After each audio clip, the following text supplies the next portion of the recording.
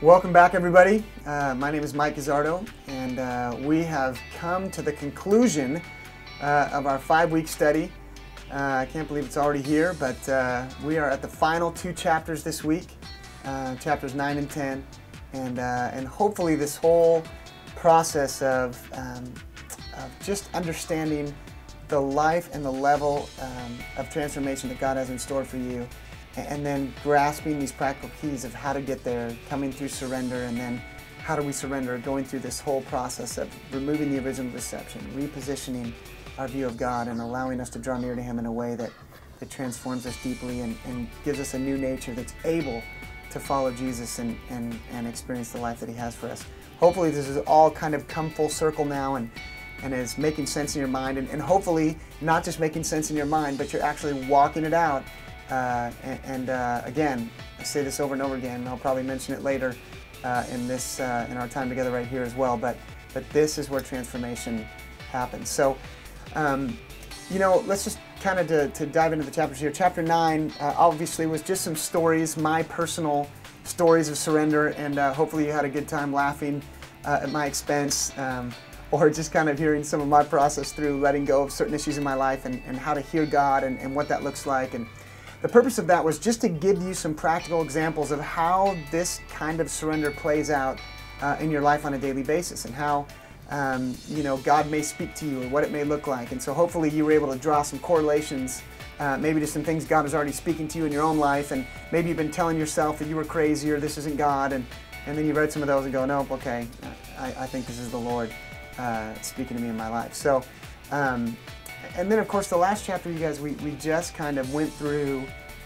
bringing things full circle, and I really encouraged you to go all in, to make that final commitment, not just a one-time thing, but to make a commitment to live differently for the rest of your life and allowing Jesus total lordship of your life. I'll maybe give you one last analogy to kind of maybe drive this home in your heart, but I heard a story of a guy who was talking to a group, an audience of a different religion, and they believed in a very hard, rule-making God, and he was trying to describe to them the love of Jesus. And so he told the story of him pursuing his now wife before they were married. And he said, I found a girl that I loved. And he said, so I pursued her with my love, and I pursued her with my love, and I kept pursuing her until I thought she valued my love enough to be my wife. He said, so I proposed to her, and she said no. And he said, he said you could kind of see everybody in the room like, kind of, oh man, that would be unfortunate or whatever. And he said, so you know what I did? He said, I just kept pursuing her with my love and pursuing her with my love and pursuing her with my love until she said yes. And he drew the analogy that that's how Jesus is, that He's never going to stop pursuing you with His love. And while I think that's such a great analogy of Jesus' love, I begin to think to myself, when He was pursuing that girl, I promise you He was not pursuing her with the hopes that she would come to the point where He'd say, you know what, I do value your love, and so I'm going to choose you along with my 5 other boyfriends here, and we'll all live happily ever after, right? He was pursuing her with His love with one purpose and one hope in mind, that she would come to the point where she would be willing to stand at an altar in front of a room full of witnesses and say, I choose you, forsaking all others. And I can tell you something, Jesus, through this whole study, from before this study, for the rest of your life, is going to keep pursuing you with His love. He's never going to stop pursuing you with His love, no matter what you do, no matter how many times you turn your back on Him until you die or He comes back, He'll never stop. But make no mistake, He's pursuing you with one hope in mind, that you too will come to a point at some point in your life where you'll say, you know what, Jesus, I value your love enough that I'm willing to choose you, forsaking all other competitors for the throne of my heart. And that's what it looks like. When you make a decision to marry someone in the future, or maybe you already have for some of you, you're not making that decision as a one-time thing. I'm just going to go to the altar here and say I do, and then kind of keep living the way I was before. You're making a complete life change for the rest of your life. You're making a decision to unite your life to someone else for the rest of your life. It's a life-altering, a decision that's made in one moment, but you know it's going to have ramifications for the rest of your life.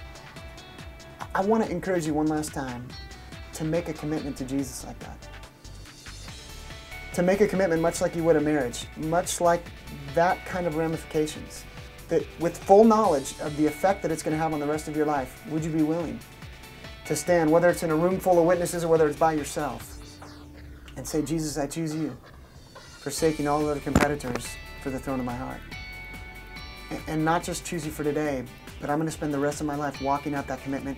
Can't do it on my own. I need your help. Not going to be perfect. I understand all those things. But the intent of my heart is to follow you all the days of my life until you come back. And when you make that point, you've gone all in.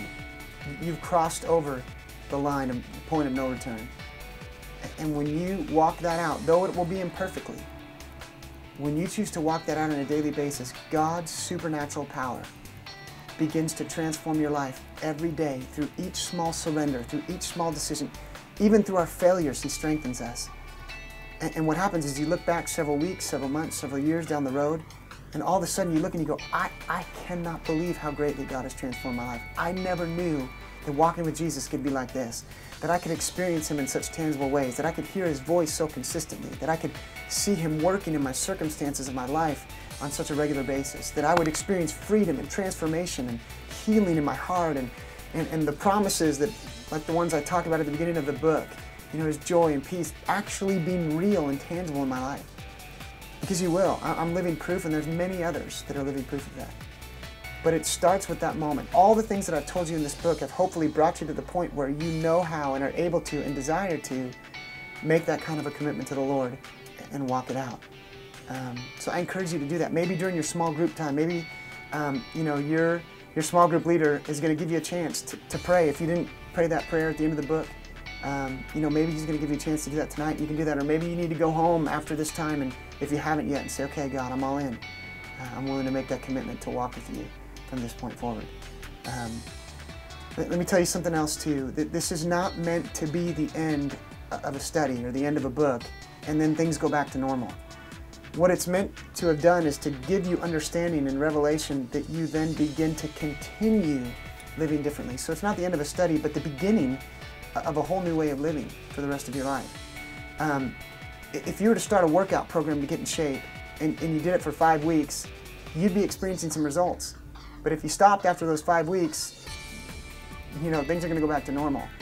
In the same way, I hope as you've been not just learning but putting these things into practice in your life, I know if you've been doing it for the last 5 weeks, you've been experiencing some change in your life. But if you stop, you're going to go back to the way things were. This is where the rubber meets the road. That long after this study, and you're not reading the book anymore, are you willing to do what it takes to keep these things in front of you? Maybe there's some scriptures or some thoughts you need to tape on your mirror, put on your binder, or take with you to work, or whatever it looks like, to continue to walk out the things that you're learning and keep drawing near to the Lord, staying in the Word so that you can keep hearing Him speak to you and keep following Him up that mountain and walk through the aspects of surrender, or whatever way He's guiding your life. Because that's going to be the true test. Listen, I'm going to make you a promise. God has a purpose and a plan for your life. All these things that we've been talking about and how it transforms you, that's a huge part of it. But really, that's not even the end all. The end all is that as God transforms you, He's going to use your life to transform others. God's going to use your life as a huge purpose and a part of advancing His kingdom. Jeremiah, was said in the book of Jeremiah, God said, before you were in your mother's womb, I set you apart to be a prophet to the nations. That means that before you were in your mother's womb, God set you apart with a purpose and a destiny to do something great in His kingdom. And as you walk and surrender to Him, He's going to form, not only transform your life, but He's going to form the character in you necessary to become that man or that woman of God that's going to be able to walk in that calling that's going to transform hundreds, thousands, some of you millions of lives. It'll never be the same because you lived and because you chose to follow Jesus. So there's a lot at stake here. And so my encouragement to you is please don't let the enemy wrestle you back into complacency or get you to stop doing what you're doing just because the study, quote unquote, is over. Make a decision right now. God, I'm going to find some ways to remind myself, do whatever it takes, get accountability to keep walking these things out so I continue moving up that mountain and get to the pinnacle of what you have for me.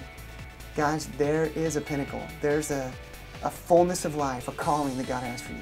And He so strongly desires to take you to that point.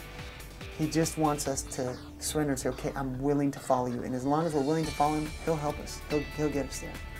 And I'll tell you what, I'm going to spend the rest of my life pursuing that personally with the Lord, and hopefully as I do that, allowing him to use my life to continue to encourage other people to be the same.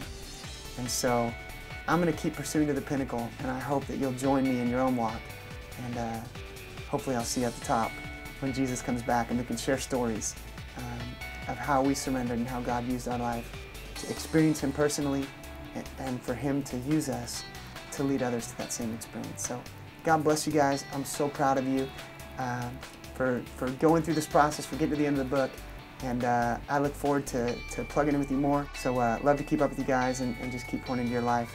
But encourage you, do it. Not the end of a study. Again, it's the beginning of living a whole new life. So proud of you guys. God bless you. So thankful you allow me to share this time with you. And we'll see you at the top of the mountain. God bless.